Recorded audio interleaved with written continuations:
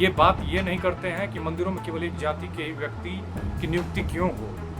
जन्म से ही व्यक्ति श्रेष्ठ हो तो ऐसा तो हो, फिर तो साइंटिस्ट के घर में साइंटिस्ट पैदा हो। बीजेपी के उभार की वजह से ही पिछड़ों की दुर्गति हुई है। पिछड़ों के भीतर से कुछ नेताओं को बीजेपी ने लिया, उनको प्रोजेक्ट किया। बीपी मंडल कमीशन ने ये रिकमेंड किया था, लेकिन आज उसके 44 साल बाद बीत जाने के बाद भी भारत सरकार जातिगत जनगणना नहीं कर रही है।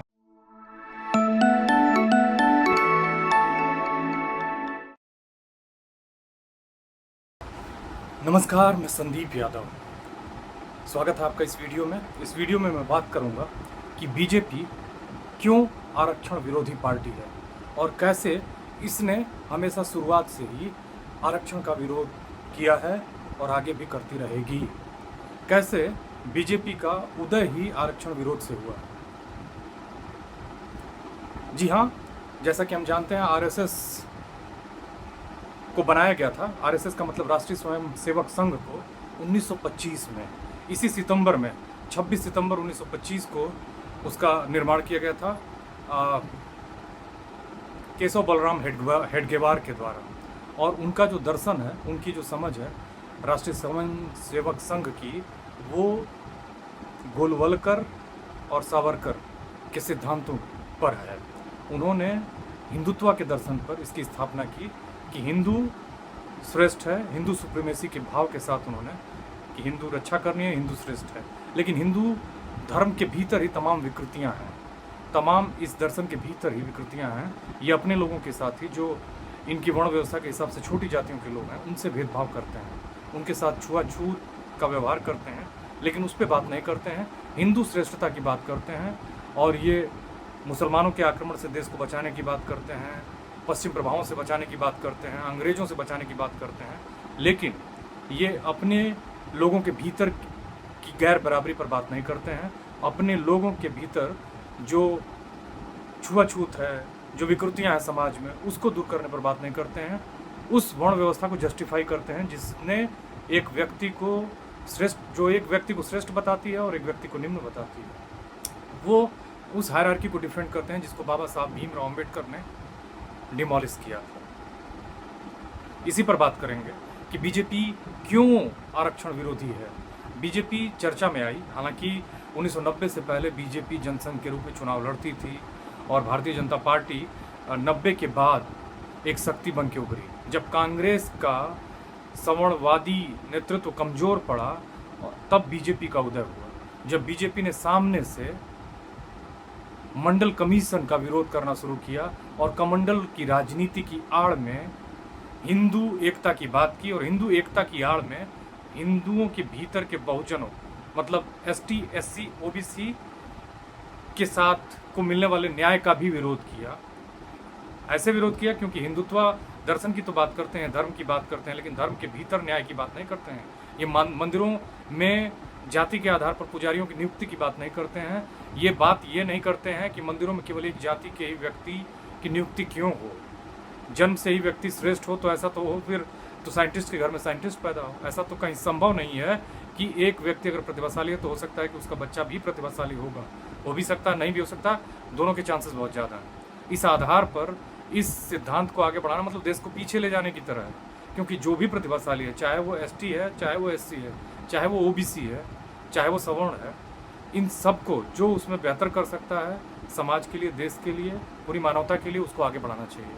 लेकिन अपने ही इसी हिंदुत्व दर्शन के भीतर, धर्म के दर्शन के भीतर अपने लोगों का शोषण करने की राजनीति की शुरुआत कमंडल की राजनीति के भीतर हुई थी, जब राम जन्मभूमि वाले मंदिर के मुद्दे को लाल कृष्ण आडवाणी और अटल बिहारी वाजपेयी ने सामने से उठाया और उसको आगे बढ़ाया।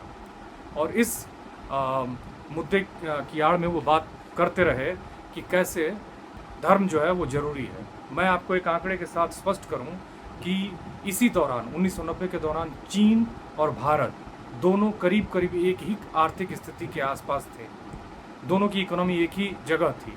हालांकि चीन में माओ जेडोंग के कल्चरल रिवॉल्यूशन के बावजूद भी चीन में बहुत कुछ परिवर्तन नहीं हुआ था।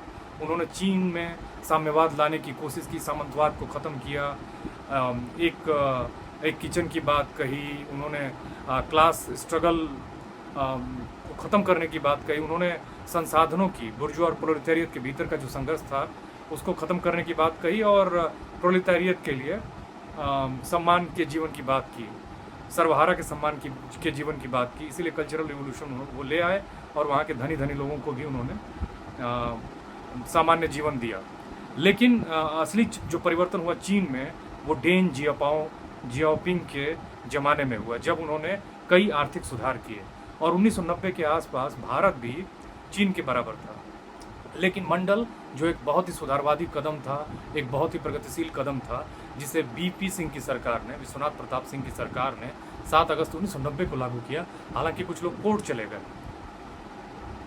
उसमें एक महिला थी जो वकील थी सुप्रीम कोर्ट में, वो इंदिरा साहनी, वो कोर्ट चली गई, मामला लटकता रहा और ओबीसी को जो रिजर्वेशन था वो लागू हो पाया 92 में, माने जजमेंट आया 92 में, लागू हो पाया 93 में।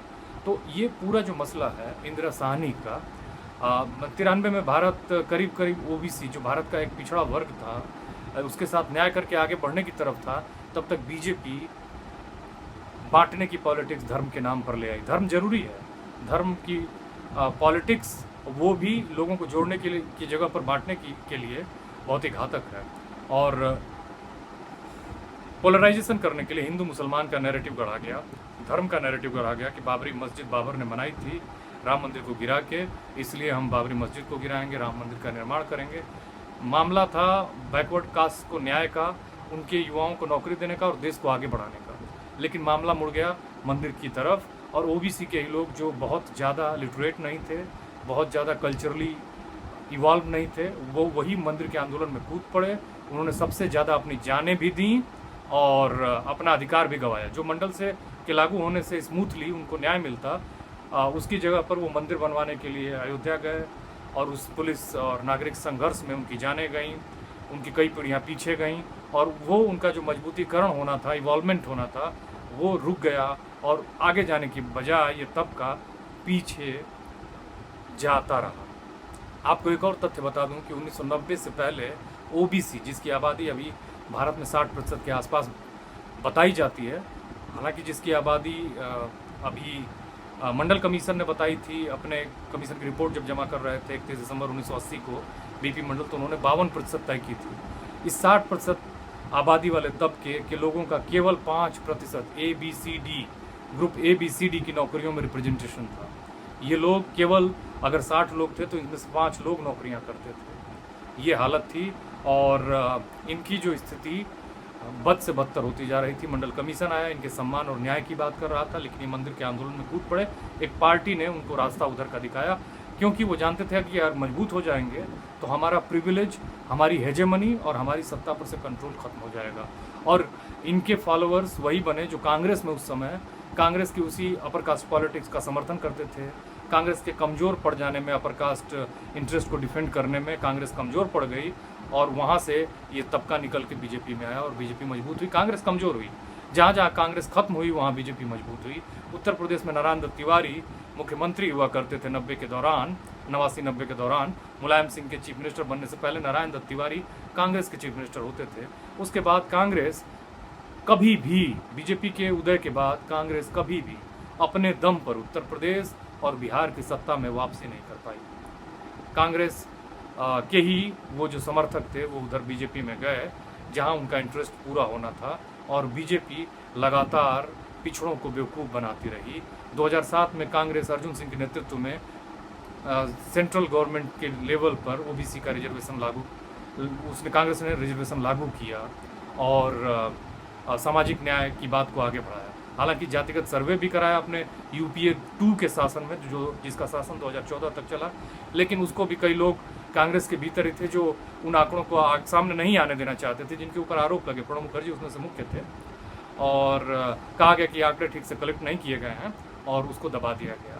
बहरहाल राहुल गांधी एक बहुत बड़ी वॉइस के रूप में सामने निकल के आए हैं और उन्होंने सामाजिक न्याय की बात कही है। अब कांग्रेस पार्टी का जातिगत जनगणना एक बहुत ही मुख्य नैरेटिव बन चुका है और कांग्रेस सामने से पूरे जोरदार ढंग से अपनी बात को रख रही है जनता के सामने और वो जनता से उसने वादा किया है कि वो जहाँ सत्ता में आए गिनती करेंगे और सामाजिक न्याय सबको उनकी आबादी के अनुपात में इंश्योर करेंगे ताकि भारत प्रगति के पथ पर आगे बढ़े। लेकिन मैं बात कर रहा था भारत और चीन के आर्थिक 1990 में आर्थिक बराबरी का, और उसके बाद भारत के पीछे छूट जाने का आर्थिक स्तर पर और चाइना के आगे बढ़ जाने के स्तर पर। आपको मैं बताता चलूं कि 90 में इसी मंडल कमंडल की पॉलिटिक्स की वजह से भारत आर्थिक स्तर पर पिछड़ता चला गया है, और चीन 1997 में 1 ट्रिलियन की इकोनॉमी बन गया। भारत जो है उसको 1 ट्रिलियन की इकोनॉमी बनने में साल 2007 तक जाना पड़ा, मतलब चीन से भारत 10 साल पिछड़ गया। और 2014 तक भारत जो था वो 2 ट्रिलियन से थोड़ा सा ऊपर की इकोनॉमी था। अभी 2024 में, मतलब 10 साल बाद 2014 से नरेंद्र मोदी के शासन के बाद भारत अभी भी करीब 3.5 ट्रिलियन की इकोनॉमी है, जबकि चाइना 2014 में 10 ट्रिलियन का आंकड़ा पार कर चुका था, और अभी चाइना 2024 में 18 ट्रिलियन की इकोनॉमी है। तो आप दर्शकों को तय करना है कि भारत कहाँ पिछड़ता गया, किस पॉलिटिक्स से पिछड़ा। आपके सामने सारा ऐतिहासिक साक्ष्य मौजूद है, और आपको तय करना है कि किसने भारत को पीछे किया है। आपको साथ में ये भी बताता चलूँ कि बीजेपी के उभार की वजह से ही पिछड़ों की दुर्गति हुई है। पिछड़ों के भीतर से कुछ नेताओं को बीजेपी ने लिया, उनको प्रोजेक्ट किया कि ये हमारे पिछड़े फेस हैं, उनको जगह जगह अपनी पार्टी के भीतर उन्होंने पिछड़ों के फेस के रूप में प्रोजेक्ट किया, उनको सामने किया। बाबू सिंह गौर मध्य प्रदेश में चीफ मिनिस्टर बनाए गए। उसके बाद उत्तर प्रदेश में कल्याण सिंह के भरोसे एक पिछड़े कल्याण सिंह लोध जाति के थे, उनके भरोसे बीजेपी सत्ता में आई। और उसके बाद बीजेपी लगातार पिछड़ों के ही भरोसे आई, लेकिन उनका ही नुकसान करती रही। 2019 की पार्लियामेंट में डेटा है, क्रिस्टोफ जेफरोट एक बहुत बड़े चिंतक हैं, उन्होंने कहा कि 2019 की पार्लियामेंट में जो अपर कास्ट है, जिनकी आबादी कोई 10% कहता है, कोई 12% कहता है, बिहार की आबादी में वो तय हो गया कि उनकी आबादी 12% है, उनका जो रिप्रेजेंटेशन था वो 42.4% था, जबकि ओबीसी जिनकी आबादी लगभग 60% के आसपास मानी जा रही है, बिहार के जातिगत सर्वे में वो 63% से ऊपर निकल के आई है, उनका रिप्रेजेंटेशन पार्लियामेंट में 20% से कम है। मतलब ओबीसी का पार्लियामेंट जहाँ देश का कानून बनाया जाता है वहाँ रिप्रेजेंटेशन 3 गुना कम है, और अपर कास्ट का रिप्रेजेंटेशन पार्लियामेंट में करीब 4 गुना है। तो हालांकि मंडल कमीशन ने कास्ट सेंसस को रिकमेंड किया था 1980 में, आज बीते हुए करीब 44 साल हो गए। हालांकि काका कालेलकर कमीशन के पास भी आंकड़े नहीं थे, उसने भी कहा कि गणना होनी चाहिए जातियों की, लेकिन साफ शब्दों में बीपी मंडल कमीशन ने ये रिकमेंड किया था। लेकिन आज उसके 44 साल बाद बीत जाने के बाद भी भारत सरकार जातिगत जनगणना नहीं कर रही है। वो वर्गीकरण तो कर रही है, उसके लिए उसने रोहिणी कमीशन बना दिया है, उसके लिए SC ST के रिजर्वेशन का भी वर्गीकरण के लिए उसने कमीशन बना दिया है। लेकिन आश्चर्यजनक घटना घटी भारत में जनवरी 2019 में, जब बिना आंकड़े इकट्ठा किए गए, बिना किसी कास्ट सेंसस किए गए, बिना किसी मार्जिनलिटी का अध्ययन किए गए, बिना किसी डिमांड के, कोई मांगने वाला नहीं था कि हमें रिजर्वेशन चाहिए, EWS का रिजर्वेशन भारत सरकार द्वारा इंट्रोड्यूस कर दिया गया, और उसमें कुछ सीमित जातियों को जोड़ दिया गया। ये भी सरकार ने नहीं बताया कि एग्जैक्ट कितनी जातियां हैं, लेकिन OBC, SC ST और माइनॉरिटी के OBC उस EWS रिजर्वेशन में नहीं आते हैं। तो मामला ये बनता है कि ये जो EWS का रिजर्वेशन है वो कुछ सेलेक्टेड जातियां हैं, मुश्किल से 10, 12, 15 जातियां हैं, जबकि OBC के 27% रिजर्वेशन में 5000 जातियां हैं, 1200 से जातियां SC में हैं, ST में भी सैकड़ों जातियां हैं। जबकि इतने कम जातियों को, जिनका अनुमान लगाया जाता है कि इतनी ही आबादी है, 10% आबादी वाली जातियों का बिना अध्ययन के, बिना आंकड़ा इकट्ठा किए, बिना मार्जिनलिटी का अध्ययन किए, बिना डिमांड के रिजर्वेशन दे दिया गया 10% का, और उसकी भी सीमा वही है क्रीमी लेयर की 8 लाख, और OBC की भी वही है 8 लाख। लेकिन सबसे बड़ी समस्या यहाँ पे OBC के क्रीमी लेयर के लोगों की है, क्योंकि जो डिस्क्रिमिनेशन है OBC के साथ वो जाति का है, और जाति की वजह से OBC जो है वो सफ़र करता है। अगर OBC का व्यक्ति, उसका सरनेम साफ है और वो क्रीमी लेयर में आता है, मतलब कि OBC से बाहर हो गया, फिर भी उसके साथ भेदभाव होता है। इस स्थिति में उसकी स्थिति बहुत अजीबोगरीब है। एक तो रिजर्वेशन का लाभ नहीं पाता, दूसरा सामाजिक भेदभाव वैसे ही है, और तीसरा वो EWS के रिजर्वेशन में भी नहीं आता। तो ये सब चीज़ें हैं जिनके सवाल भारत की जनता पूछ रही है, लेकिन दर्शकों को तय करना है कि इस पिछड़ेपन के पीछे किसका हाथ है और किसने इसमें काम किया, जिसकी वजह से आज भारत पीछे जा रहा है। चीन और भारत का तुलनात्मक अध्ययन करने पर आर्थिक स्थिति का आपको साफ साफ उसमें कमंडल की राजनीति का हाथ दिखता है। आपको अगर ये वीडियो अच्छा लगे तो आप इसे लाइक और चैनल को सब्सक्राइब और शेयर जरूर करिए, और कमेंट में मुझे बताइए कि आगे किन विषयों पर वीडियो बनाए जाने चाहिए, और अगर मेरे वीडियो में कोई गड़बड़ी है तो क्या गड़बड़ी है। धन्यवाद।